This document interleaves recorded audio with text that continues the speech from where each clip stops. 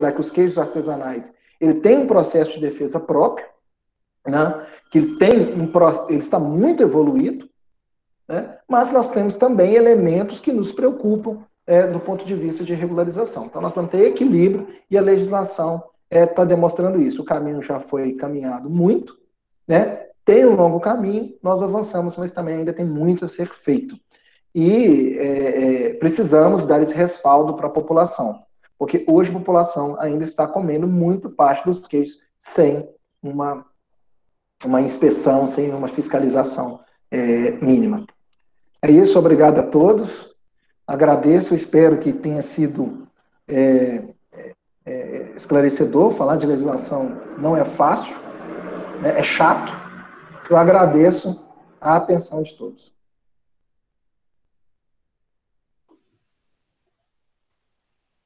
Ô, Fernando, o seu áudio está fechado. Abre aí, por favor. Obrigado, Júnior. Alô, tudo bem? Tudo bem. Bom, Fernando. Ô, Gilson, parabéns pela apresentação, né? Eu, como te conheço, já esperava isso, né? As pessoas que ainda não tinham tido a oportunidade de vê-lo fazer uma apresentação, certamente estão com a mesma sensação minha, né? Aquele novelo lá, você desenrolou ele fácil para nós. Não deixando de a gente lembrar que a coisa é complicada, realmente, né? Mas do jeito que você colocou, facilitou muito e certamente vão ter algumas perguntas aqui mais esclarecedoras pontualmente, né? Antes de continuar, eu gostaria de fazer aqui citar algumas pessoas que estão aqui. Primeiro, o meu amigo, acho que é o Gabriel, lá de Itapiraí, da Emater. Tá? Ele colocou, fala assim, Itapiraí, Emater, MG, colocou assim, bom dia, Fernando Magalhães, do Bambuí. Né? Ô, Gabriel, forte abraço. Precisando encontrar aí, tomar uma cerveja, eu, você e o Lucas Alberto. Hein? Dete, abraço.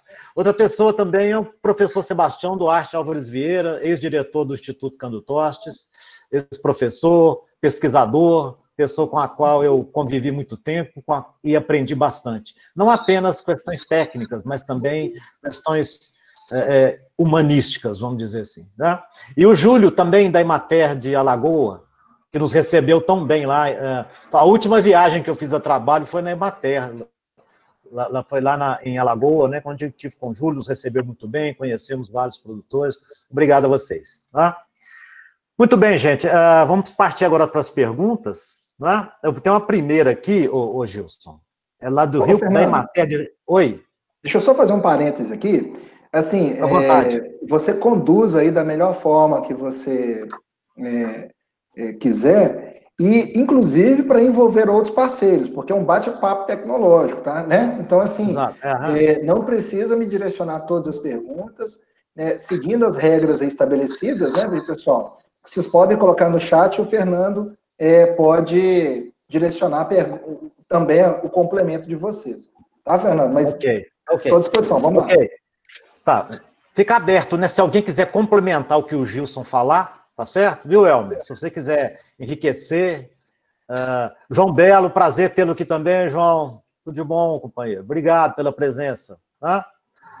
A primeira pergunta vem lá da Emater de Rio Preto. O colega não se identificou aqui. Gilson e demais colegas, em um município que tem o SIM, com queijaria registrada, ela pode pedir o selo arte para o IMA? Ficou clara a pergunta, Gilson? Você pode repetir? Está meio confuso aqui. Mas pode repetir. Vou repetir, então. Em um município que tem o SIM, com queijaria registrada, ela pode pedir o selo arte para o IMA? Resposta é sim, pode. Né? Agora, o que o IMA vai fazer na análise em qualquer outro estado aí do país? Um município, uma queijaria, que tem serviço de inspeção municipal, ela tem que fazer o pedido, mas ela tem que ter o registro, e isso já está feito. Ela tem que ter as boas práticas de fabricação e agropecuárias implementadas, ela tem que ter o memorial descritivo, né? E ela tem que também, obrigatoriamente, ela tem que mostrar que ela está registrada num serviço eficiente, né? Então, assim, o órgão de inspeção, ele é muito fácil verificar, ou seja, ela precisa apresentar que ela é alvo de registros auditáveis, tá? Mas a resposta é sim. A resposta é sim. Pode sim. Ok. Ô, Júnior, qualquer coisa você pode me ajudar com alguma pergunta aí também. Fica à vontade, viu, Júnior? Vou te deixar, você é meu chefe, mas eu vou te deixar à vontade hoje, tá? Que isso, Fernando, eu estou aqui à disposição, mas você que comanda aí hoje. Tá bom, obrigado, Júnior. Tem uma pergunta aqui, Gilson, uma segunda pergunta, da Aline Alves. Ela diz o seguinte: pela legislação, os queijos artesanais para o selo arte precisam ter uma padronização na fabricação? Essa padronização, naturalmente, se existir, né, é imposta pelos órgãos? Quer que repete? Pode repetir, que essa é mais complicadinha. São duas perguntas, eu vou fazer a primeira, tá? Pela legislação, os queijos artesanais para o selo arte precisam ter uma padronização na fabricação? Não. Não podemos confundir regularização sanitária com padronização, tá? A padronização, digamos assim, ela é um processo do produtor, né? E uma relação dele com o consumidor. Naturalmente, os queijos artesanais, ele tem uma padronização que é muito diferente dos produtos industrializados, né? E ela é altamente influenciada pelo clima, pela temperatura, pela mão do ordenador, digamos assim, até mesmo do seu humor do seu dia. O queijo não sai da mesma forma. Sua mão está um pouco mais quente num dia, ela vai ficar diferente. Quebrou a massa mais, o queijo vai ficar mais seco. O dia que está muito frio, matura menos. O dia que está quente, matura rápido e racha o queijo. Então, essa padronização, ela não tem a ver, ela é um processo do consumidor. Então, assim, e o consumidor precisa compreender que o queijo artesanal, ela não tem uma padronização definida. Você tem uma padronização mínima, né? E eu acho que isso é muito interessante. Porque o cara que comprou o queijo do fulano X numa semana, ele volta no fulano X, ele quer que tenha muito próximo daquilo. Então não pode ter muitas variações. Contudo, você tem essa diversidade do queijo artesanal, né? Ele é um processo artesanal, né? Então, não, a padronização é uma relação do produtor com o mercado, com o seu consumidor. E o selo arte, ele não tem a ver com padronização. O que é produto artesanal, gente? É um produto que é utilizado, em sua maior parte, processo manual. Ele tem um mínimo de processo mecânico ou não tem processo mecânico. E não é feito em escala industrial. Então, quando a gente fala em selo arte, a gente está falando em processo. E aí também não estou falando em quantidade. Acho que essa pergunta é muito boa, Fernando, porque ela permite que a gente reflita. E a gente vai buscar lá, eu acho que é no decreto 9918 de 2019, a gente percebe lá que o selo arte não fala em volume. Porque ele percebeu que se ele entrasse nessa seara, pelo menos na área do leite, ele estaria entrando em uma grande roubada, né? Porque você tem um exemplo icônico aí nosso, né? É o Eudes, né? Que é um excelente profissional, né? Ele tem tudo que ele tem de controle sanitário, ele tem um veterinário para a parte de reprodução, ele tem um veterinário para a parte a parte sanitária, ele tem um veterinário para a parte da queijaria, na parte dos produtos. Para quem não conhece, gente, o Eudes, ele tem uma queijaria em Rio, Paranaíba, não é isso, Elmer? Se eu não me engano, na região do Cerrado, Carmo, Paranaíba. E produz hoje, deve estar em torno de 7 mil litros de leite, de 5 a 6 mil litros de leite, e produz tudo em queijo artesanal. Mas vai lá para você ver se não está todo mundo prensando na mão, se não está aquele batalhão acho que são muitas mulheres, né? Lá prensando queijo, maturando em prateleira e tudo mais. Então, ela não entra em volume. O processo artesanal do Eudes está sendo preservado, né? Esse é o nosso entendimento. E esse, assim, é o entendimento da legislação também. Ok, Gilson. Ok. Aline, então a sua segunda pergunta, onde você dizia, essa padronização é imposta pelos órgãos? Então a resposta é não, né, Gilson? Ok? Não, ela não é imposta, não. Aí, ok. Aline, obrigado pela pergunta, tá? Ô Gilson, você não está vendo aqui os chats, eu acho, todo mundo te elogiando aqui, tá? Pela sua apresentação, ok? Eu vou copiar esse chat, então, porque é muito bom. É muito bom, fico Fernando, feliz demais. queria registrar, queria registrar a presença aí do professor Múcio Furtado. Ô, Múcio, prazer tê-lo aqui, companheiro. Não, mas então aí se eu já tinha dito que eu tinha que mudar aqui de cadeira, então nós vamos ter que mudar. Vamos colocar um Múcio. Obrigado, pessoal. Obrigado. Estou escutando aqui, tá? Obrigado. Múcio, fica à vontade, Múcio. Tá bom, obrigado. Eu não pude entrar antes, que eu estava em outra conferência call. Mas tudo bem, obrigado. Vou só ouvir. Fernando, se você me permite, só justificar a minha brincadeira, né? A gente tem aqui uma plateia repleta de pessoas com alto nível de competência, e das quais muitas eu aprendi a ouvir mesmo, eu aprendi e gostei do tema. Aí vários aqui, o Múcio é um deles, né? Claro. E aí nós temos aí um desejo muito grande de trazer o Múcio aí para falar para a gente sobre queijos artesanais no futuro. Um abraço. Se Deus quiser, uma oportunidade, deixa passar essa pandemia brava aí, né? A gente pode conversar sobre isso. Viu, Gilson? Obrigado. Agradeço. Obrigado, Múcio. Vamos partir para a próxima aqui, ô Gilson. Deixa eu ver aqui, atenção. Ô Gilson, tem uma pergunta aqui do Arthur de Lacerda. Pergunta que apenas regiões específicas e autorizadas podem vender o QMA com menos de 60 dias de maturação? Essa pergunta é do Arthur de Lacerda. Apenas regiões reconhecidas podem enviar o QMA com menos de 60 dias de maturação, né? Não, pela legislação mineira, que está estabelecido na portaria do IMA 1305, tá? O queijo, na verdade, são duas situações, tá, gente? Porque é o seguinte, o que está valendo ainda é o decreto de 2008, né? Porque de 2008 e de 2002, porque a lei atual não foi regulamentada ainda. Então, até na legislação estadual, fala-se muito, a lei ainda fala na questão do percentual de umidade, né?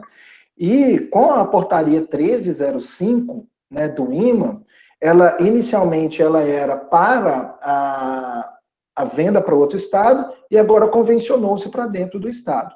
Então, ou seja, hoje em Minas Gerais é autorizado e é cobrado a comercialização do queijo com um percentual mínimo, com um período mínimo de maturação do queijo de Araxá de 14 dias, do queijo do Cerro de 17 dias e de Araxá e das demais regiões de 22 dias. Por que é esse parâmetro? Se você só tem pesquisa hoje da Serra do Salitre, da Canastra e de algumas regiões. Então, assim, e aí começa a ter a dificuldade da pesquisa ainda com o aspecto da estatística. Então, o IMA entendeu que para até numa questão de facilitar para os produtores, foi convencionado pelo número de pesquisas que já foram apresentadas, que o queijo com 22 dias, artesanal, feito com leite cru, pingo, maturado por 22 dias, ele é suficiente para atender a legislação. Agora, isso é a permissão geral, mas é obrigatório que a queijaria faça análises semestrais desses queijos, né? Comprovando que eles estão dentro da legislação. Então, assim, essa é a orientação geral. E aí, o próprio José Manuel Martins, eu acho que essa pergunta é boa, porque permite a gente fazer mais uma reflexão. Às vezes, o percentual, o período de maturação, ele é punitivo para quem é muito eficiente, que consegue um período menor, e às vezes ele valorizando quem não conseguiria. Mas é um parâmetro, né? Mas é um parâmetro que a legislação também está avançando e com certeza vai avançar mais depois. Ok. Obrigado, Gilson. Obrigado ao Arthur pela pergunta. Tá? Ô, Gilson, concordo com você quando você fala que a legislação ela tem que ser dinâmica nesse caso, né? Porque se a gente lembrar que no início, de onde nós saímos até nesse momento onde nós chegamos, foi exatamente em função do dinamismo, né? Que tanto do lado da produção dos queijos, quanto da legislação que foi se adaptando a esse dinamismo. Né? Tem duas perguntas aqui. E nesse sentido que você está falando que a legislação avançou, eu acho que a legislação avançou sim. Acho que é inegável também que a pesquisa aumentou o número de pesquisas, o número de pesquisadores envolvidos, e obviamente que os produtores também. Né? Quando começou aquela coisa lá em 2002, que a gente falava de queijo, a gente estava discutindo pelo no queijo, né? Eu lembro de fotos memoráveis, mas tem um carrapato aqui no queijo.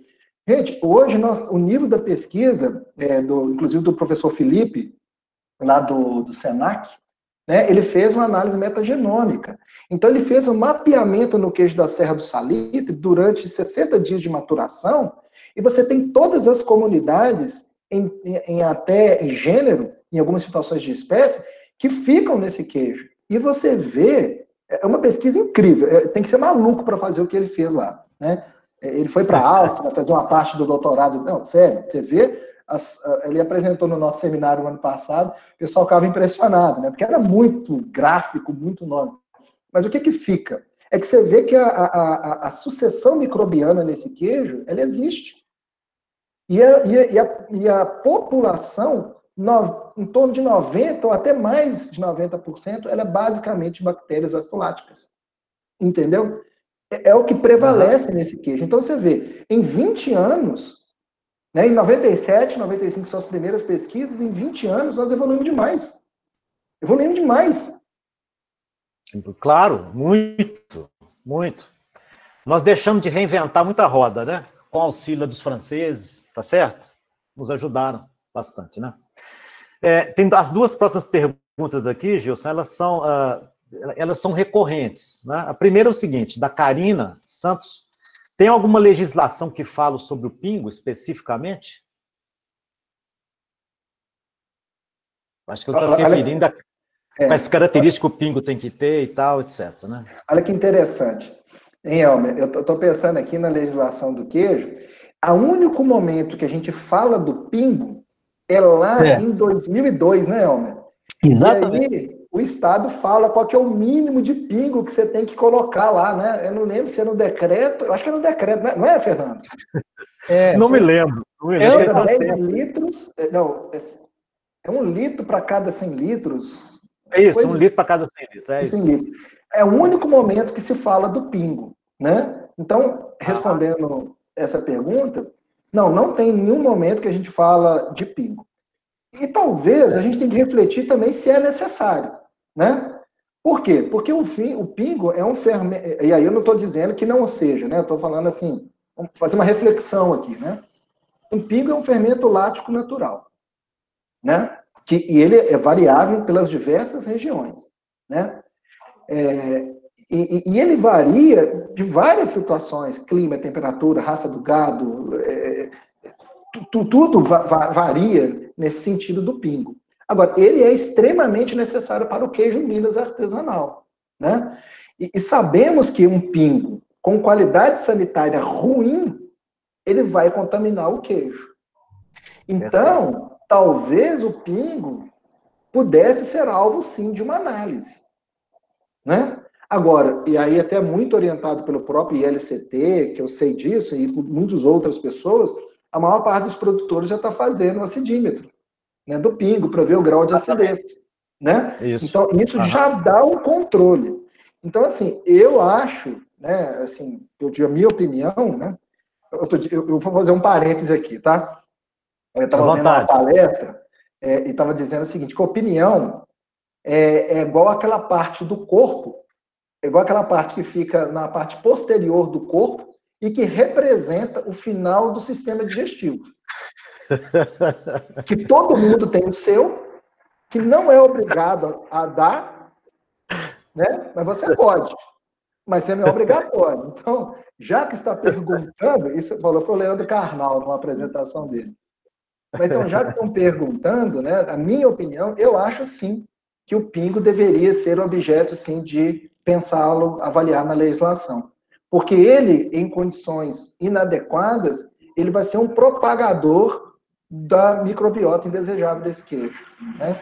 Inclusive, na tese do meu doutorado, eu fiz a análise microbiológica das bactérias acidoláticas e o potencial probiótico da canastra. Estou até devendo retornar esse resultado para os produtores, e a gente percebe o quanto que as bactérias acidoláticas são fundamentais e elas estão em grande parte no pingo. Ok. Gilson, a questão do pingo, quando eu comecei a desenvolver alguns projetos na região da canastra, alguns produtores não usavam pingo, né? Eles achavam que não era necessário. Hoje eles usam, né? E hoje eles têm verdadeira paixão pelo pingo, né? Não foi a gente que o convenceu, não foi nada, foi o próprio desenvolvimento, né? Da questão do queijo artesanal lá na região. A outra pergunta, Gilson, todo mundo... já me fizeram essa pergunta diversas vezes, sabe? Tem algum programa de auxílio financeiro para que o produtor se adeque às normas? Você sabe disso? Peraí, essa pergunta é da Nela Yoga 13. Tá. Ótimo. Não, eu vou responder essa pergunta, mas eu vou fazer 2 convites aqui, que eu acho que para a pergunta anterior, eu acho que seria interessante a gente ter a colaboração de algumas pessoas aqui para a gente fazer o bate-papo, né? Primeiro, neste momento, você não tem um programa de incentivo financeiro em Minas Gerais, tá? O que existe? Você tem as linhas de crédito do Pronaf, né, que são financiamentos de baixo custo, e eu não vou julgar qual a facilidade de acesso a essas linhas, mas elas existem, tá? São linhas do governo federal. E você tem o Fundo Estadual de Defesa Sanitária Animal para fazer a indenização dos animais sacrificados de brucelose e tuberculose. Então, você tem este incentivo de substituição dos animais, né? Agora, obviamente que hoje eu acho que o maior incentivo, assim, eu acho que para a regulação dos produtores, os 2 maiores são, primeiro, a garantia de que você está vendendo o seu produto e você tem uma verificação ali laboratorial que ele não tem contaminação. E segundo, que a gente sabe que hoje os produtores de queijos artesanais, se você maturar esse queijo, você consegue um valor agregado muito bom.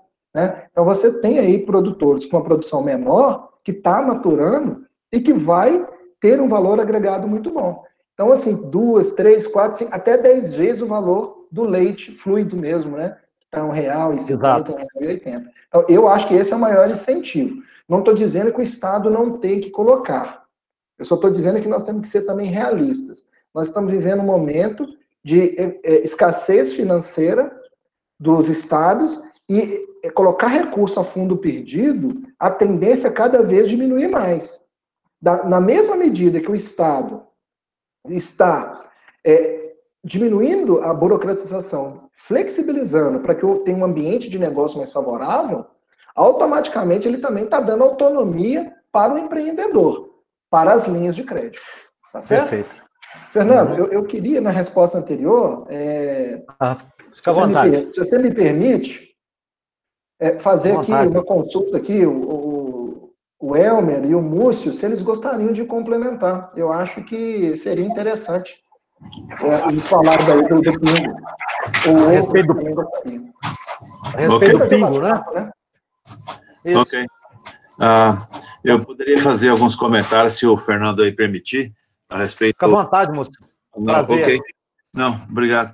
Talvez eu tenha uma visão um pouco até poética aí do pingo, né? A respeito disso, já escrevi alguma coisa sobre isso também, da minha experiência e tudo mais. Eu admiro muito esses produtores que utilizam o pingo, especialmente na Serra da Canastra, no Cerro também, né?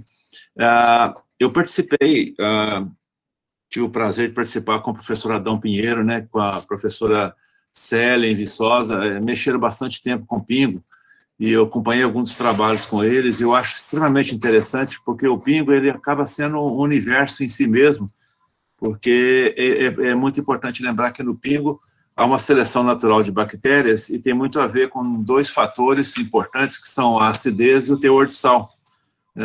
Nós verificamos naquela época, nesses trabalhos que foram feitos pelo professor Adão, sobretudo, que há uma seleção muito interessante de bactérias que são muito halofílicas, resistem muito a sal. Vocês sabem que eu trabalhei em duas grandes empresas, né, na Christian Hansen, e hoje eu trabalho na DuPont, que tem muito a ver com a ródia francesa. A gente sempre lidou com muitos cultivos láticos de uso universal, e eu confesso para vocês que nós nunca tivemos em nosso portfólio, nossas culturas, algo tão interessante como as bactérias que o professor Adão, naquela época, isolou no pingo. E a gente trabalhava muito com eles aí para poder fornecer para a casa do pão de queijo, e havia uma exigência muito grande de um sabor típico no queijo, e eu, na época, trabalhava com a Hansen, a gente não encontrava de maneira alguma nos fermentos mesofílicos que nós tínhamos, essa capacidade de produzir esse sabor bastante intenso, diferente, que ele encontrou nas bactérias, e era atribuído justamente à resistência ao sal. Bactérias que ao longo de gerações e gerações foram se adaptando ao teor de sal, porque vai pingando durante a noite, eu não vou explicar aqui, todo mundo sabe, conhece bem, né? Tem um teor de sal no pingo, muito interessante. Então, havia uma seleção natural muito forte, muito interessante, e também pela própria acidez, porque durante a noite, obviamente, desenvolve uma certa acidez. Então, esse conjunto de sal e acidez selecionavam uns micro-organismos super interessantes, e eu não sei realmente o que foi feito depois do falecimento do professor Adão. Essas culturas ficaram na posse da irmã dela, lá em Viçosa. O Fernando conhece esse pessoal todo, né, Fernando? Estudou lá também. Conheço. São cultivos extremamente interessantes. Na época, houve até um interesse em negociar e ter esses cultivos. Eu espero que eles estejam preservados, porque ali tem muito da nossa própria natureza. Naquela época, eram mais do cerro do que da canastra, essas bactérias, né? Então, são extremamente interessantes. Eu assim, entendo que é importante o uso do pingo, e muitas vezes tem que haver realmente, igual já foi abordado pelo Gilson aí, o aspecto da qualidade do leite, porque se você não tem um leite de uma qualidade pelo menos razoável, você está propagando, de uma certa maneira, uma flora que não é a flora ideal para você poder ter no seu queijo, né?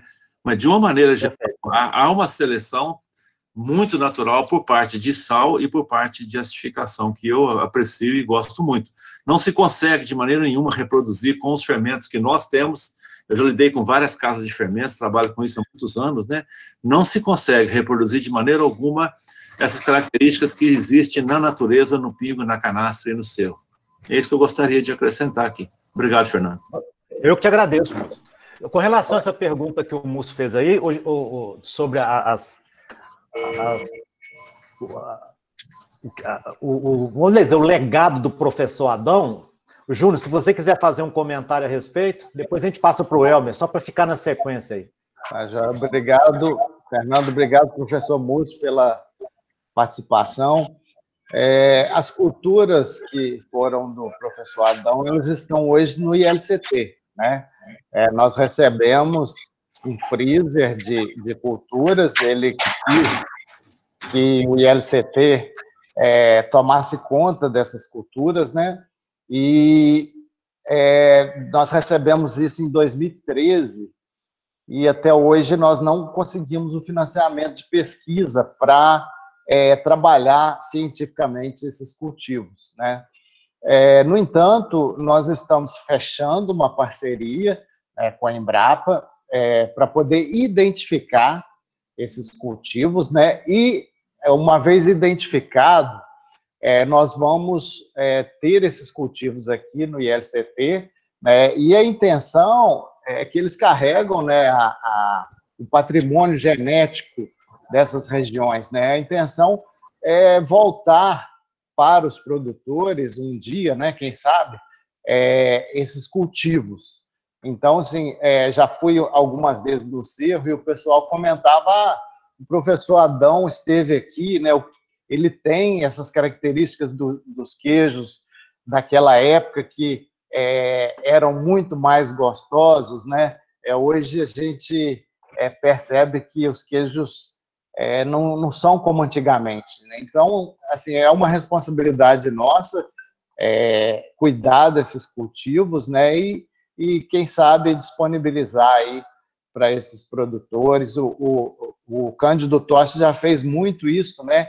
Antigamente, os produtores vinham, as pequenas indústrias, né, vinham pegar os cultivos aqui, não existia, assim, uma comercialização muito grande de cultivos, né?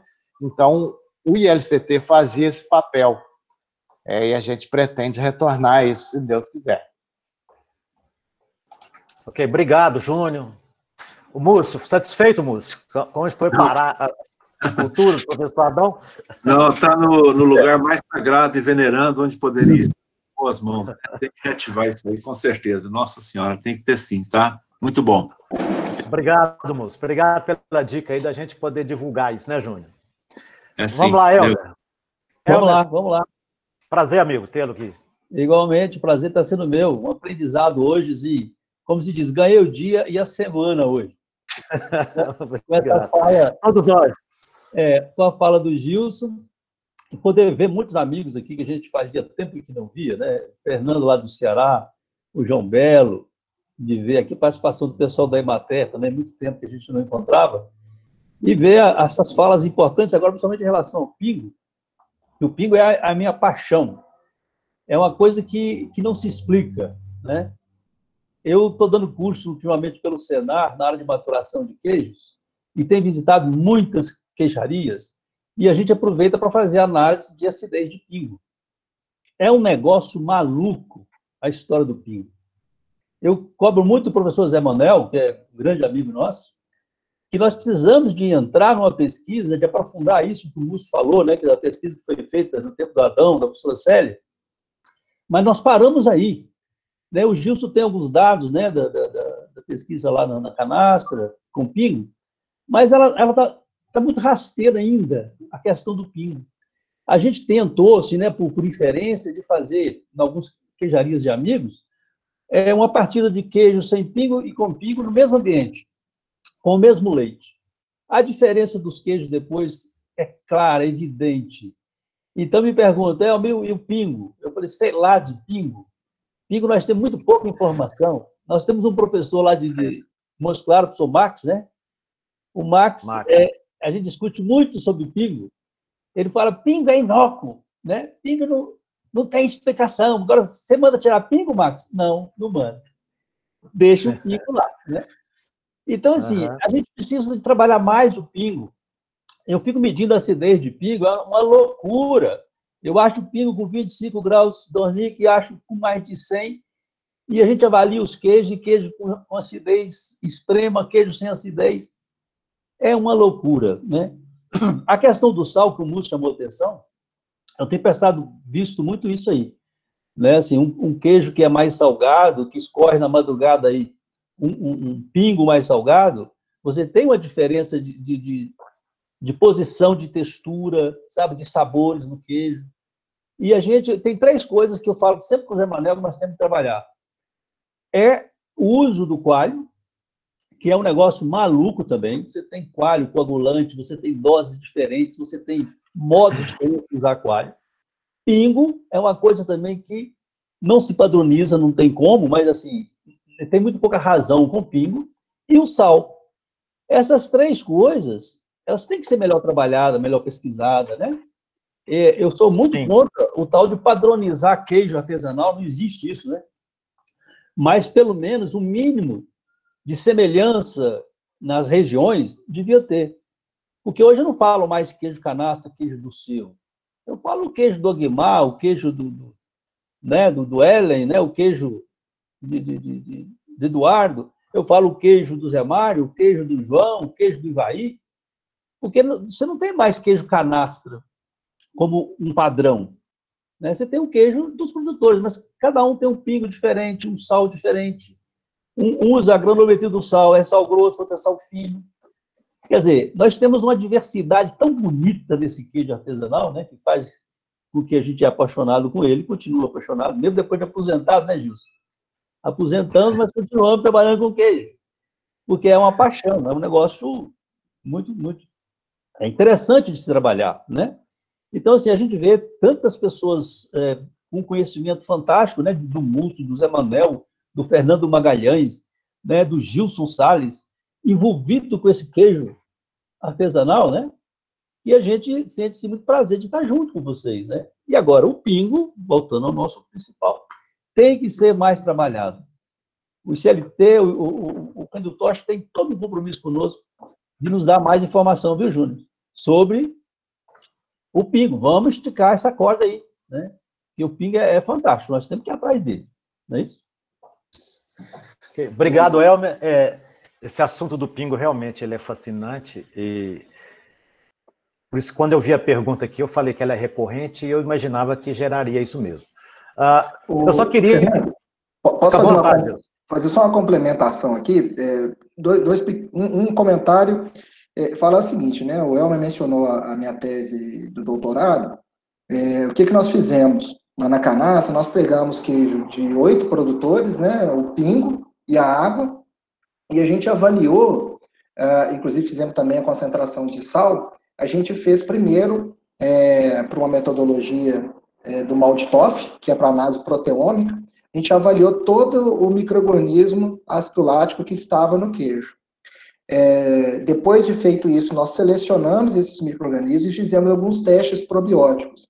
Então, qual foi o objetivo? Foi verificar, por exemplo, se ele conseguia passar pela barreira do estômago, no ácido gástrico e os sais biliares. Vimos também a resistência aos antibióticos, vimos também o potencial de antagonismo. E o que nós percebemos, no final das contas, em relação ao Pingo, é o seguinte, que o Pingo, ele é fundamental, ele que dá a vida do queijo, né? Digamos assim, ele é o acervo microbiano do queijo, ele está ali, né? E eu concordo com o Múrcio, tem que ser poético mesmo, que o Pingo, ele é fantástico.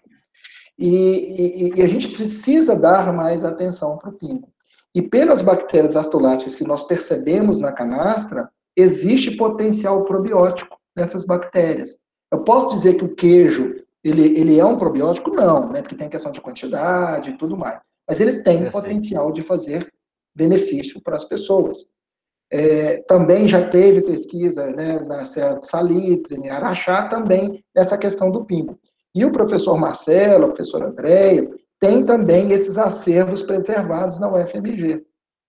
E aí eu concordo com o Elmer, que está na hora da gente dar uma atenção especial sim para o Pingo.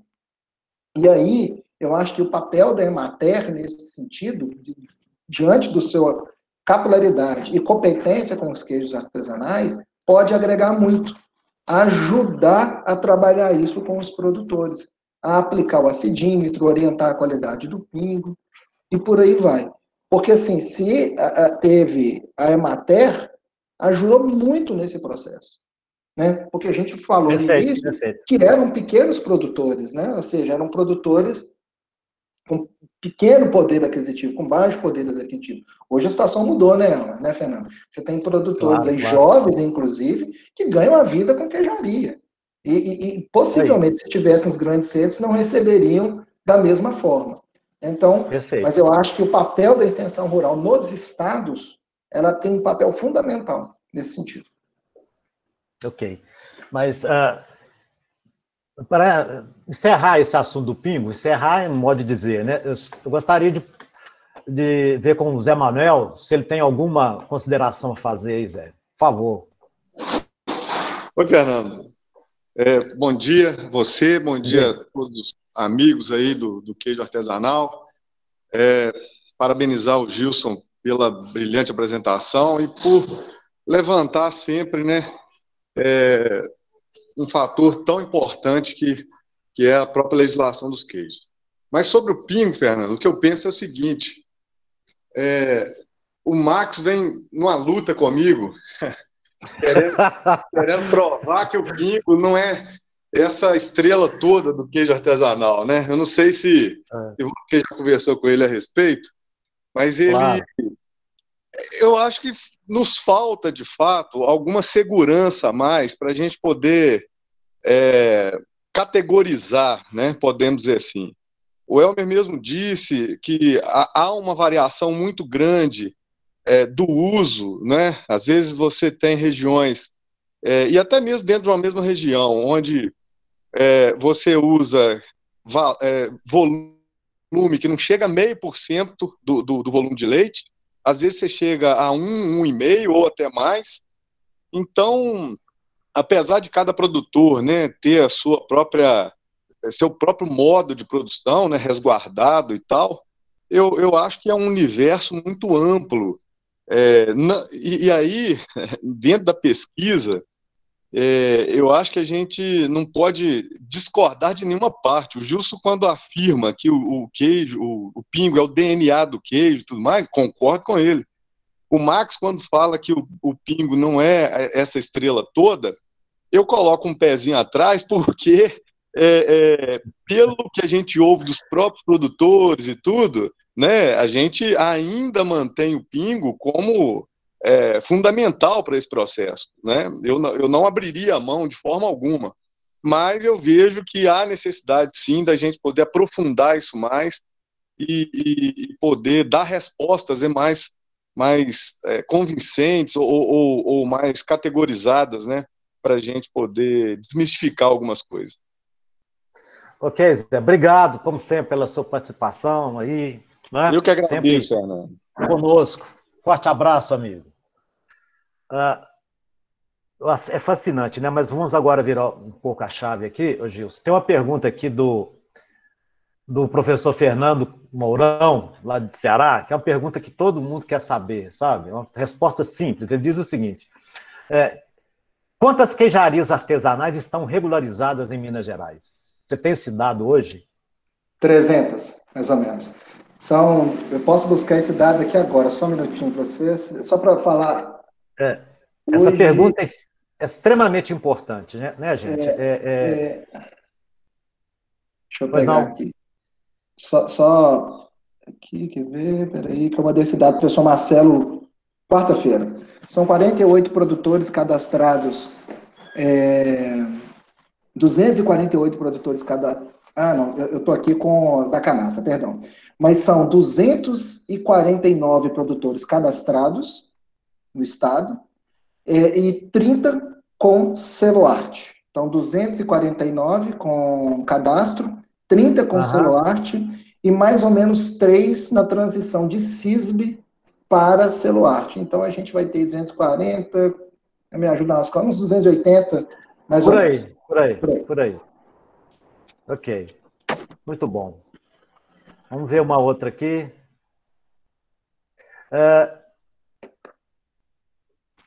Gabriela, ela pergunta o seguinte: o selo IMA substitui o CISB? Pergunto isso se um queijo com IMA pode ser comercializado no Rio de Janeiro. Essa pergunta é da Gabriela. Tá. Se algum colega do IMA, tá, gente, que estiver participando aí e quiser fazer o uso da palavra, fica à vontade, só pedir a fala aqui para o Fernando. Mas a resposta é não. Né? Mas a resposta é não, tá, Fernando? Uma coisa é uma coisa, outra coisa é outra coisa. Veja bem, de acordo com a Lei Federal 7.089, que cria os sistemas de inspeção, os serviços de inspeção, para um produto ser comercializado dentro do Estado, é suficiente o selo de inspeção estadual, que no Estado de Minas Gerais é o IMA. Para ser comercializado para fora do Estado, você tem que ter obrigatoriamente o serviço de inspeção federal, porque trata-se de transporte interestadual. Agora, depois do selo do CISB, né, que foi em 2006, que foi regulamentado, criou-se uma alternativa para que os produtos que sejam regularizados, tenham o selo de inspeção no órgão estadual, que tem equivalência ao CISB, e o IMA tem equivalência, ele pode ser vendido para outro estado. Essa é a segunda condição. E agora, mais recentemente, é o selo-arte. Então, o produtor que tiver com selo de inspeção municipal ou estadual, com a concessão do selo-arte pelo IMA, ele pode ser comercializado para fora do estado. Então, o selo estadual ou o selo do IMA, ele não substitui o CISB ou o CIF. Com o selo do IMA, ele só pode ser vendido para São Paulo sob duas condições: tendo o CISB ou tendo o selo-arte. Não há outra forma. Ok. Valeu. Osmani, quer complementar aí, companheiro? Eu gostaria de esclarecer o seguinte.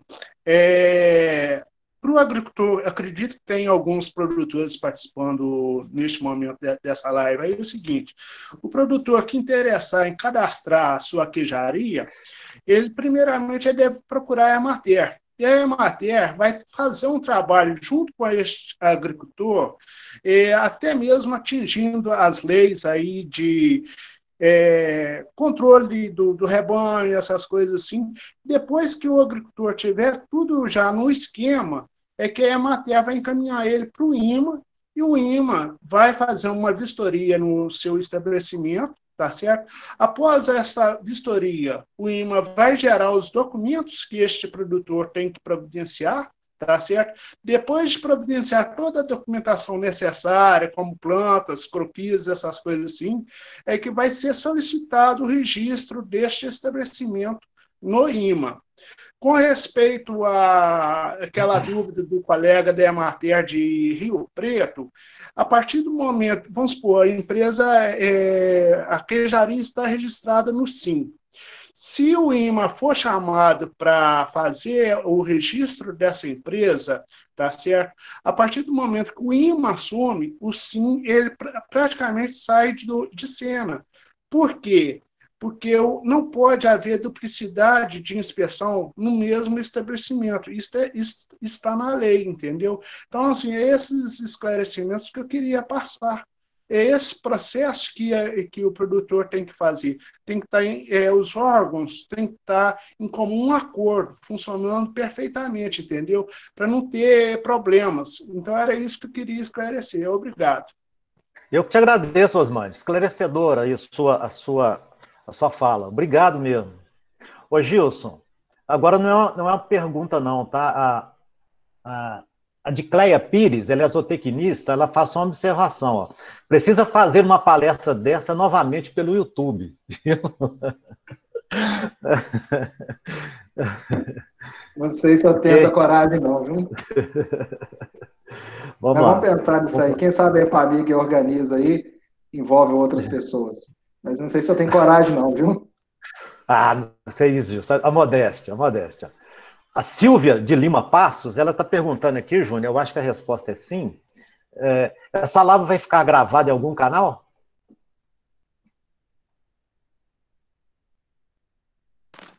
Seu microfone. Sim, estamos gravando, né, a live e vamos tentar disponibilizar na plataforma epamiglct.online. Obrigado, Júnior. Então, pergunta aqui agora do meu excelentíssimo colega, o professor Luiz Carlos.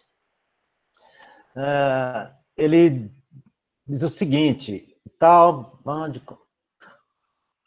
gostaria de saber do Gilson como os produtores cadastrados, ou mesmo a associação de produtores, têm visto ou repercutido o início de produção de alguns produtores de algumas regiões não tão tradicionais de Minas Gerais. Como o governo, ou seja, a CEAPA, IMA, etc., tem visto esse cenário também. Obrigado e um abraço para você, Gil, você está te mandando. De quem que é a pergunta, Fernando? De quem que é a pergunta? Do professor Luiz Carlos, aqui da Cantos. Professor Luiz. Tá certo. Professor Luiz, eu acho assim, né? Eu acho que a percepção dos produtores, independente de quais sejam, eles veem com bons olhos, porque no final das contas, com inovação ou não, o nome do produto artesanal, o nome do queijo artesanal está sendo levado para Minas Gerais como um todo, para o Brasil como um todo. Então, eu não tenho visto nenhuma informação assim ou mensagem de desconforto, né?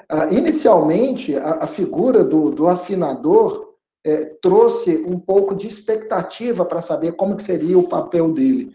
E hoje eu acho que isso já está consolidado também, né?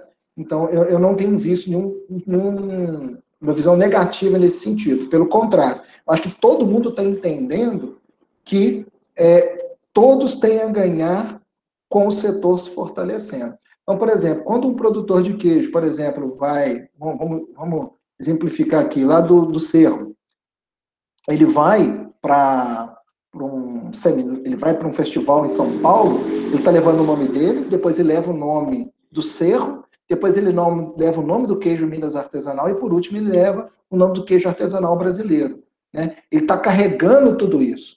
Né? Ontem eu estava conversando com o meu primo e ele é negro, né? Então ele fala assim dessa luta dele e que ele carrega todo mundo, assim, a responsabilidade dele levar o nome da diversidade cultural, da diversidade de pele para fora, né? Ele já morou nos Estados Unidos, foi advogado, então ele entende que ele tem uma responsabilidade. Né? Então, assim, fazendo uma analogia para o queijo, né, eu acho que todos saem ganhando, porque todo mundo sai, é uma propaganda de todos. E no caso do governo do Estado, o governo do Estado tem reconhecido isso e sabe que precisa trabalhar normativos eficientes para a inclusão dos produtores. Isso é uma coisa que está pacificada. Agora, como fazer isso é que é a grande X da questão. Né? Precisa de algumas pesquisas, precisamos ainda de vencer algumas barreiras ainda, né, para normatizações mais simplificadas, o que é natural. Né? Mas eu entendo que o Estado reconhece essa necessidade desses produtos inovadores. E tem que ter espaço para todo mundo. Isso é desenvolvimento. Você olha para a França tem uma série de produtos artesanais com inovação e sem inovação. E, assim, eu acho que muitos estados brasileiros têm esse potencial, mas Minas conserva e reúne a maior parte deste potencial. Você anda no estado de Minas Gerais, é um país. Né? Então, eu acho que a resposta é sim. Ok. É isso mesmo. Minas Gerais é um país mesmo. Né? A gente que já rodou esse estado aí todo, né? Né, Elmer? A gente sabe disso. Agora, a pergunta mais difícil do dia, que essa pergunta ela é tão difícil que eu não vou deixá-la só com o Gilson, não. Eu vou abrir para quem quiser comentar, tá? Essa pergunta é da Gabriela. Ela pergunta o seguinte: gostaria de entender o que faz um produto ser considerado artesanal. Né? Ok? E ela complementa: qual a diferença para estabelecimento de pequeno porte? Entre pequeno porte, né? De artesanal e pequeno porte. Há um consenso sobre isso em âmbito nacional? Mas você pode dar o pontapé inicial, Gilson. Eu sei que isso é difícil. A gente talvez não... Qual que é só a primeira pergunta? Porque foram 3. Eu estava lendo o chat aqui. O que faz um produto ser considerado artesanal? Tá.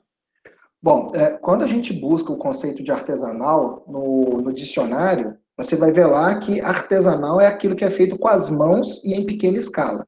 Né? Então, o conceito de artesanal é isso. É feito de forma manual. Agora, como a legislação federal, ela precisou abranger um pouco mais. Então, o conceito de artesanal mineiro, ele é diferente do conceito de artesanal, principalmente assim, no Brasil e de outros países. Então, vamos lá. Hoje, em Minas, a gente considera queijo artesanal o queijo que é elaborado com leite cru. É o melhor formato? Provavelmente não, porque você tem condição de fazer queijo artesanal com leite pasteurizado ou termizado, qualquer coisa nesse sentido. Mas hoje a legislação não permite.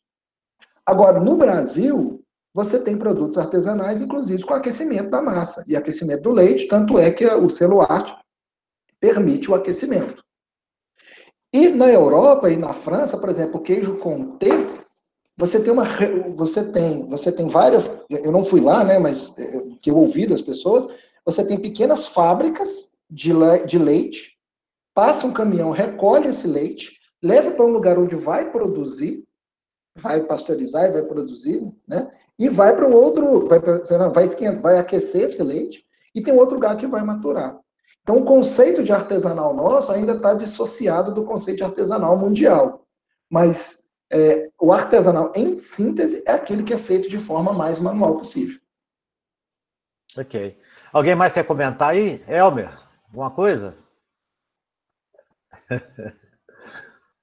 Bom, isso aqui é o que mais me preocupa, né? E que mais eu que ando fazendo palestra por aí, em responder o que é artesanal, o que não é artesanal. Essa saída do Gilson aí, ela foi perfeita, né? Uma coisa é o que a gente vê na legislação mineira, outra coisa é da legislação nacional, né? A gente tem visto, e ele citou o Comté, ele não foi lá, mas eu fui. Realmente é assim, você vê pequenas indústrias que recebe, que capta o leite de alguns produtores, processam e vai maturar isso em outro ambiente e lá é considerado um queijo artesanal, né? Uhum. Então a gente tem essa questão do artesanal, ela é complicada mesmo explicar isso. Né? Eu fujo dessa resposta quando eu estou fazendo palestra, porque é complicado. Ok, Elmer. Alguém mais quer fazer um comentário aí, gente? Fique à vontade. Fernando, eu esqueci de complementar a fala, que é quando ela pergunta de agroindústria de pequeno porte. E de acordo com a legislação mineira e de acordo com a legislação federal, o que é agroindústria de pequeno porte? Até 2018, tá? A agroindústria de pequeno porte era um estabelecimento obrigatoriamente sobre posse de um agricultor familiar portador de DAP. DAP é Declaração de Aptidão Pronaf. Para ele ter DAP, ele tem que ter, no máximo, 4 módulos fiscais. O módulo fiscal ele é definido pelo INCRA, né? Mas ele varia de região para região. Em termos de exemplo, aqui na região centro-oeste, o módulo fiscal está em torno de 30, 35 hectares. Tá? Já na região de Unai é 60. A maior parte da renda tem que vir da propriedade. O dirigente ou gestor da propriedade tem que ser o próprio produtor. E a maior parte não pode ter muitos funcionários, tem que estar limitado ao número de pessoas da família. Então, isso é o agroindústria de pequeno porte, ou seja, limitado ao produtor. Agora, com a legislação mineira, permitiu-se que pequenos produtores também pudessem ter acesso a esta política pública. Por que tem acesso? Porque tem muitos produtores que são tipicamente familiares, mas não conseguiram a DAP porque a esposa, né, e a DAP ela é familiar, tá? A DAP não é individual, a esposa tem uma aposentadoria, o marido dá aula, e por aí vai. Então foi equacionado e isso precisa ser regulamentar ainda. Por favor, acho que o Carlos quer mencionar. Olha, bom dia, pessoal, parabéns aos Júlio, parabéns a todos, né? Brilhantes as exposições, uma manhã de muita riqueza para nós. Olha, realmente o problema é essa discussão da artesanal, nós não vamos discutir isso aqui agora, que demoraria até semanas, entendeu? É muito complexo. Cada país tem o seu conceito de artesanal já definido. Alguns já definidos, outros não. É o caso do Brasil, que não definiu ainda. O Ministério da Agricultura é um órgão normatizador, ele tem a obrigação de dar um conceito que é artesanal. Para tanto, ele contratou há 2 anos atrás uma consultora, lá de uma consultoria do Rio Grande do Sul, essa menina esteve aqui em Minas Gerais, nós fizemos várias oficinas, alguns de vocês participaram das oficinas dela, entende? Na busca de chegar minimamente a um conceito de artesanal. Chegou totalmente? Não, mas teve um certo avanço. Então, assim, 2 conceitos que ela colocou, assim, que eu acho assim, muito interessantes, na minha opinião, é o seguinte: aquele que já é consciente entre todos nós, né? O artesanal, ele é um produto que ele é processado majoritariamente, né, com as mãos. Tudo bem, isso aí é um ponto pacífico. Outro conceito que ela colocou é o seguinte: esse que eu acho muito importante. Para ser artesanal, o produtor ele tem que conhecer todas as etapas da produção, tal como é na produção de queijo, entendeu? Ele conhece todas as etapas, ele participa de todas as etapas. Não é um processo seriado, não é um processo onde ele aperta um botão aqui, o leite chegou, ele aperta um botão, lá na ponta sai o queijo. Só esses 2 exemplos aí, acho que são muito emblemáticos, né? E também, assim, acho que eles são elementos muito interessantes para a gente chegar, trabalhar, né, o conceito de artesanal. Então, o conceito da mão e o conceito de conhecimento de todas as etapas da produção. E outra coisa ainda que gera, assim, muita discussão é o seguinte: o produto precisa ser tradicional? Sim, ele precisa sim, mas ele precisa ser... Não, eu estou dizendo que isso não é uma opinião minha, entende? É dos estudos. Mas ele precisa em que nível? Em que nível? Na Europa, se eu não estou enganado, vocês me corrigem aí, aqui só tem doutores, né? Eu estou aprendendo com vocês. Parece que na legislação lá, o produto para ser artesanal, ele tem que ter 20 anos, entendeu? 20 anos, em alguns países, né? De produção daquela forma, entendeu? Então tá, esse produto é tradicional. No Brasil, a exigência é muito maior. Quer dizer, a gente sempre carrega mais, né, Não sei o que acontece, né? Mas agora, nessa discussão aí, a gente sempre está mais exigente, entende? Então, é um outro problema que nós temos, né? Tradicional, para ser artesanal, tem que ser tradicional, e quantos anos que o produto é considerado um produto artesanal? Então, na Europa são 20 anos. No Brasil, as pessoas às vezes até exigem, né? Alguns aqui tem 100 anos, tem que ter 50 anos. Então, realmente é uma discussão demorada, difícil, mas nós temos que fazer isso pelo seguinte, porque um dos grandes entraves na legislação, somente para quem não tem boa vontade com os produtos artesanais, com os queijos, no caso, que a gente está mais familiarizado com os queijos, é logo dizer, abocar, né, o conceito de artesanal. Então é urgente que os doutores aí, os pesquisadores, eu não sou pesquisador, entende? A gente aprofunde nessa discussão para chegar a um conceito de produto artesanal para o Brasil. Carioca, obrigado, amigo. Prazer revê-lo aqui. Quanto tempo? Prazer, né? Grande amigo de caminhada. Há muito tempo, estamos juntos, né?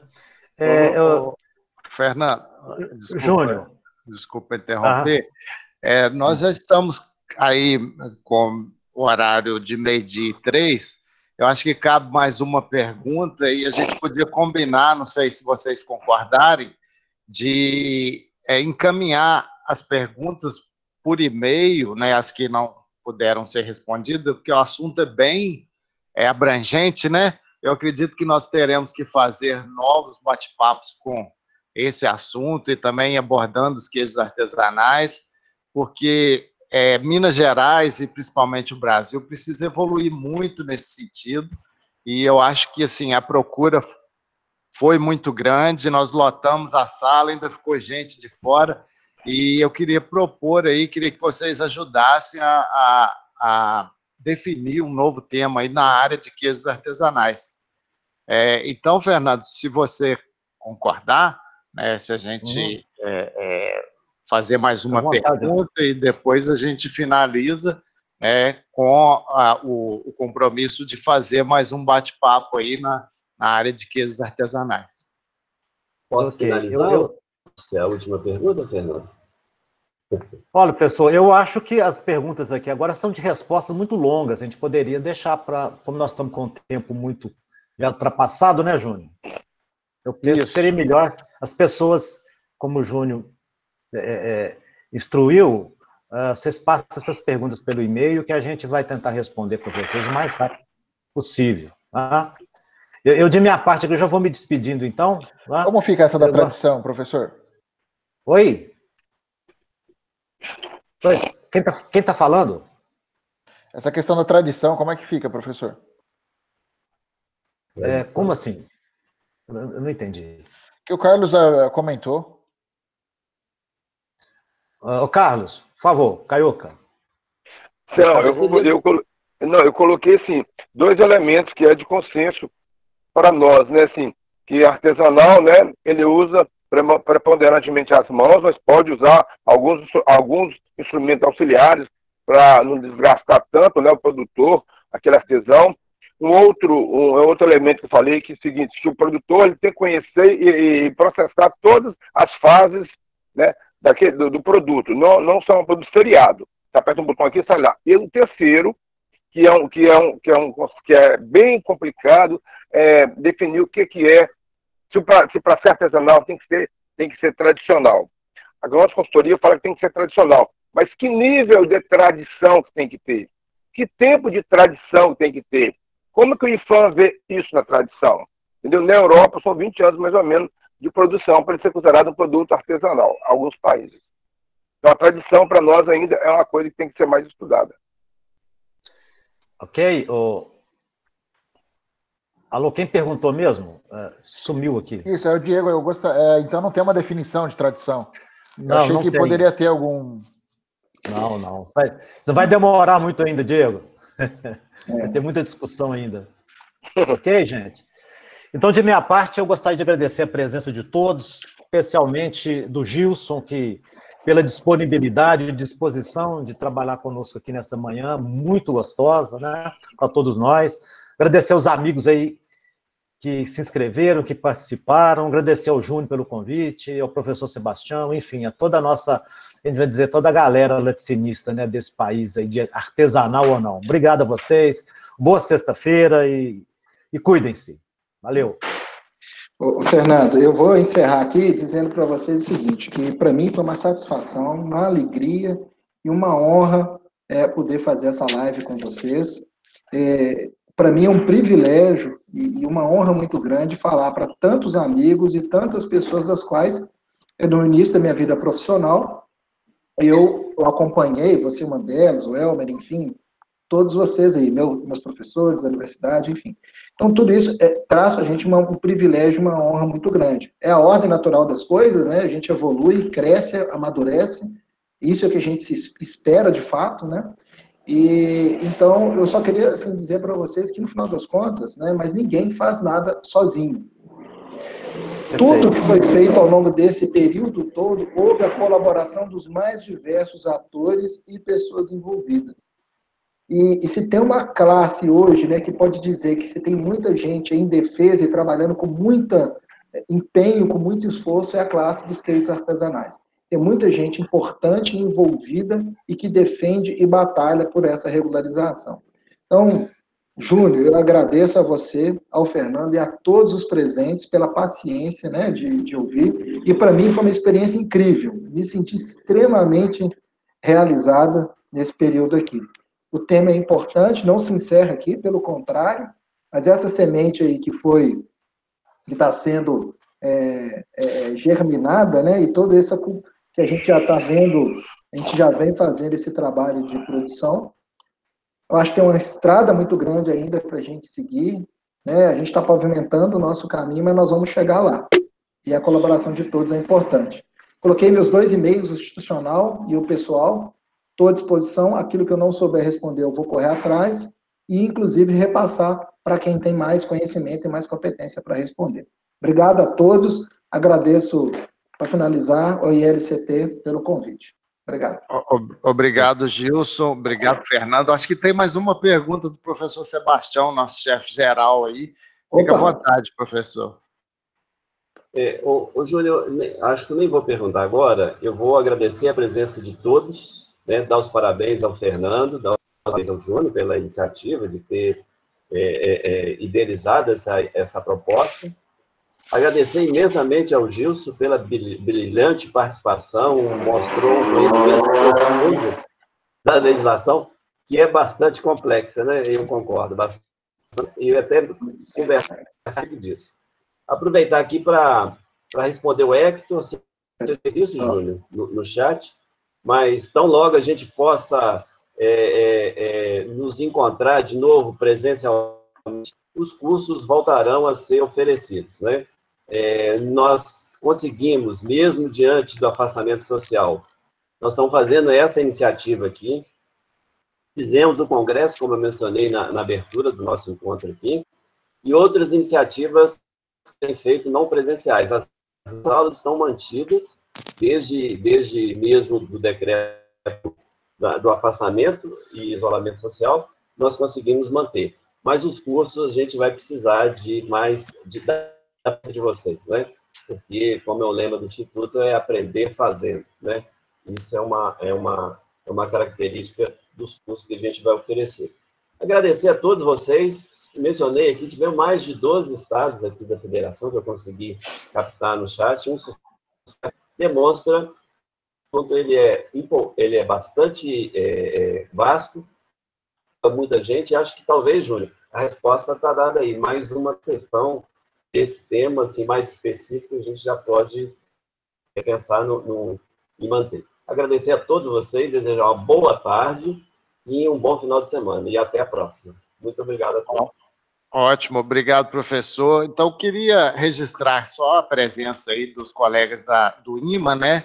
Da Emater, do SEBRAE, participação dos colegas da UFJF, do Mestrado do Leite, da Embrapa Gado de Leite. Registrar a presença também de alguns colegas aí, o Falco, que tem uma loja de queijos artesanais em São Paulo, o pessoal da Lagoa, o Júlio da Lagoa, Alencar, Alessandro da Embrapa Amazônia Oriental, o Altegno, que está sempre com a gente também, o pessoal da Emater de Belmiro Braga, o professor Bruno Souza, professor Fernando Mourão, o Carlos da CEAPA, o professor Cláudio Furtado Soares, que foi nosso chefe, também esteve presente, professora Claudete, professor Daniel Arantes, professora Denise Sobral, professor Eduardo Pérez Dutra, professor Elmer, que participou bastante aí, professor José Manuel Martins, né, nosso amigo aí, que teve também uma participação muito boa,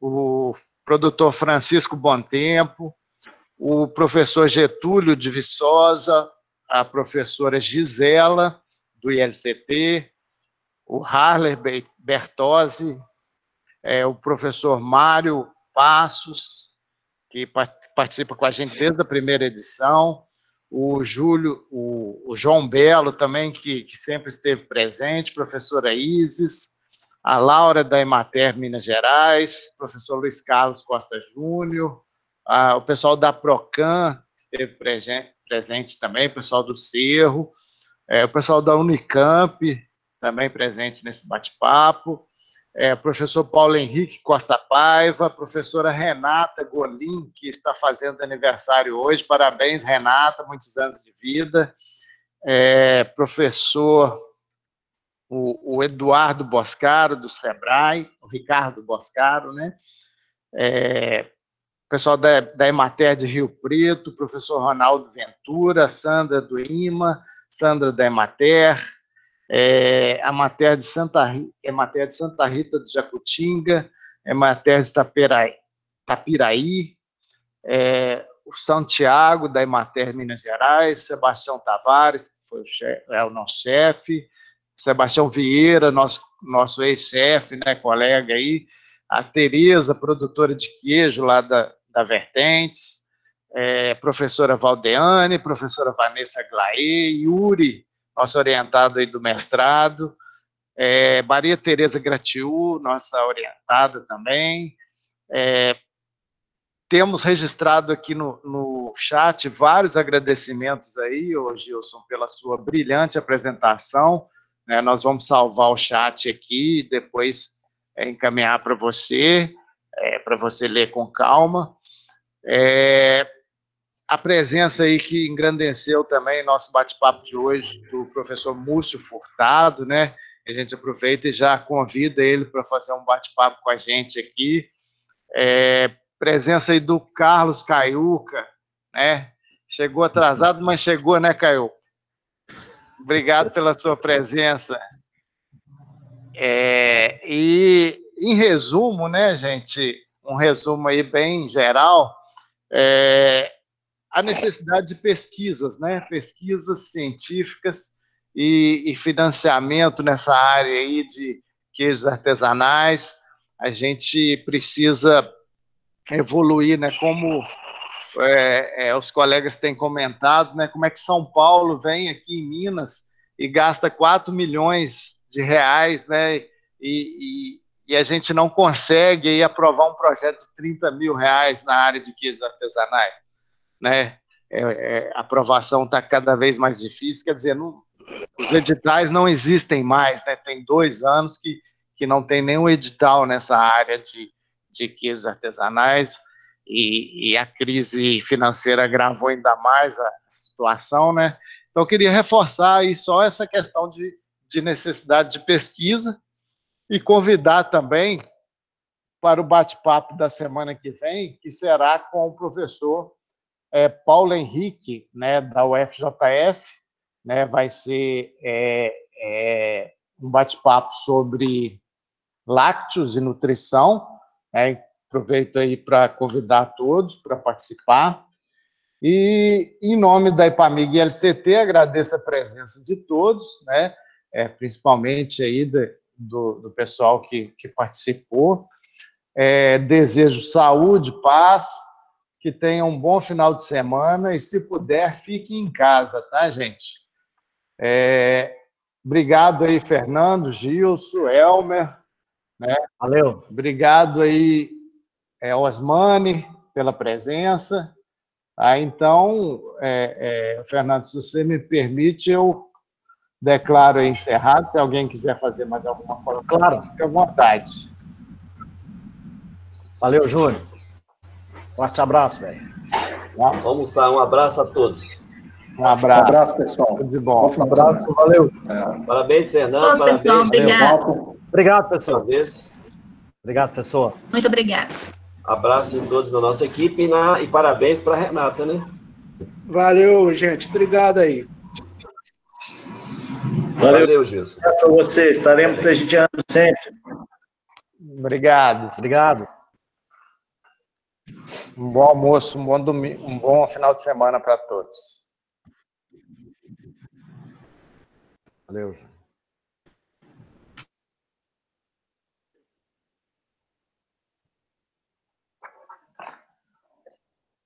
Ô, Júnior, você vai apresentar. Você está conseguindo ver aí na tela, Fernando? Por enquanto, não. Tá só o J de Júnior. Eu estou vendo. Eu vi aqui. O bate-papo tecnológico do valor nutricional dos lácteos. Isso, é o convite da semana que vem, né? Então, acho que foi muito boa, acho que superou, assim, nossas expectativas, né? Muita gente querendo entrar, além dos 250, e eu acho que a gente vai ter que fazer um pedido para a EPAMIG para comprar licença para 10 mil pessoas. Porque nós estamos a cada final de semana, né, superando as expectativas. E eu acredito que cabe um evento de queijo artesanal, né, tipo um congresso de queijo artesanal. E já lanço aí o desafio. Nós fizemos na semana passada um congresso nacional de laticínios com 6 mil pessoas. Eu acredito que o Fernando toparia aí, né? Na hora, Júnior. Da gente encarar, eu, o Rojão, de coordenar aí um congresso do queijo artesanal. Né? Quem sabe a gente pensa nisso mais para o final do ano aí. Vamos sim. Então tem muito tema para a gente também discutir. Com esses vários parceiros que nós temos aí, né? Começar pela CEAPA, tá certo? Pelo pessoal da iniciativa privada, pode ajudar também muito nisso, as universidades. Né? Vai ter é um congresso de 10 dias. Exatamente. Eu acho que a gente pode pensar nisso sim. E abrir mais, né? A Cândido Torres tem aberto aí os braços para o artesanal. E a gente ficou um tempo, né, afastado, mas a Cândido Torres nunca fechou os olhos para o queijo artesanal. Então, assim, a gente está de volta aí com força total. E a indústria evoluiu muito, né? Acho que a contribuição da EPAMIG Cândido Torres para a indústria foi grande, né? E a indústria acabou evoluindo muito. Eu acho que agora os queijos artesanais eles têm que evoluir também no mesmo sentido, né? E aumentar a segurança, melhorar o processo, ajudar o produtor a colocar esse produto de forma adequada no mercado. Então, gente, eu agradeço aí a presença de vocês, né? E eu acho que a gente pode encerrar. Tudo de bom. Parabéns pela filhinha aí, Gilson. Obrigado, Júnior. Abraço, gente. Um ótimo final de semana. Bom descanso a todos aí. Valeu, Gilson. Abraço. Obrigado, viu? Valeu. Quero agradecer demais a vocês. Parabéns, Fernando, pela moderação. Acho que foi muito boa. Obrigado, Júnior. Muito mesmo. Muito tranquilo, Fernando. Né? Fernando é o nosso decano aqui, né? Então... Essa história de decano tá rendendo, hein, gente? Um abraço, gente. Fernando, obrigado pela moderação, foi ótimo, viu? Senti muita vontade, você soube conduzir muito bem. Obrigado, obrigado. Uma boa tarde. Você fala depois aí pelo Zap. Tchau, Ok. tchau. Boa tarde a todos. Tudo de Tchau, bom, gente. gente. Então eu estou saindo, gente. Tchau para vocês. Eu vou ser o último a sair, porque eu tenho que copiar aqui o chat.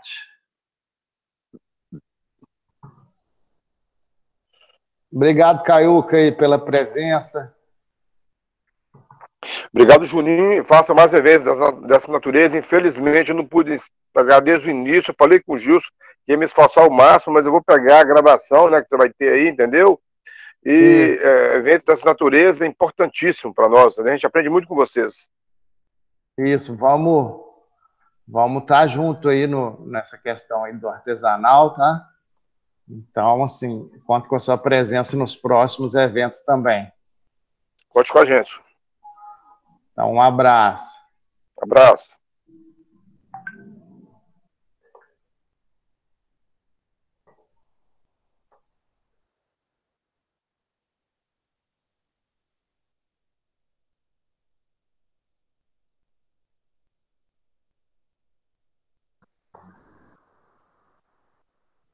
Obrigado, João Belo,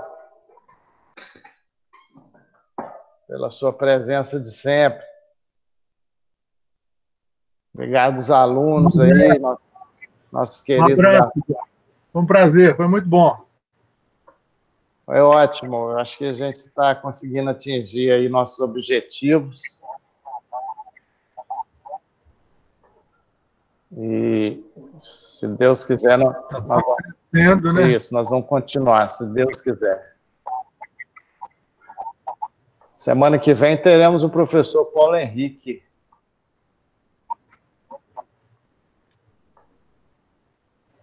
Estamos firmes. Conto com a sua presença. Está vendo aí na tela o Paulo Henrique? O convite, né? Sim. Então, esse convite aí que já está lá no site. Importante, tem visto umas coisas, umas colocações muito polêmicas sobre esses assuntos, né? É muito interessante. Sempre tem, né? O artesanal, principalmente, ele gera, assim, uma dúvida muito grande, são muitas legislações, e o produtor, às vezes, fica perdido, né? O produtor rural já tem muita carência de informações, e aí fica, muitas vezes, nessa dificuldade de acesso à informação. Porque você vê ali o processo, quem já tem sim, depois tem que substituir pelo imã, né? Quer dizer, você abandona o que você fez, de certa forma, e vai se reportar ao imã, né? Isso. Então, é complexo isso. O lugar que está bem pesado, mas deve ter lugares que certamente não estariam. Mas aquela instrução dele é interessante, da Emater preparar primeiro para depois a chegada do imã, né? Exatamente. É isso. Então tá bom, gente. Então tá, um abraço. Ficando por aqui. Um abraço a todos. Deus abençoe. Se puder, fique em casa. Obrigado aos alunos aí. Obrigado a todos. Um abraço.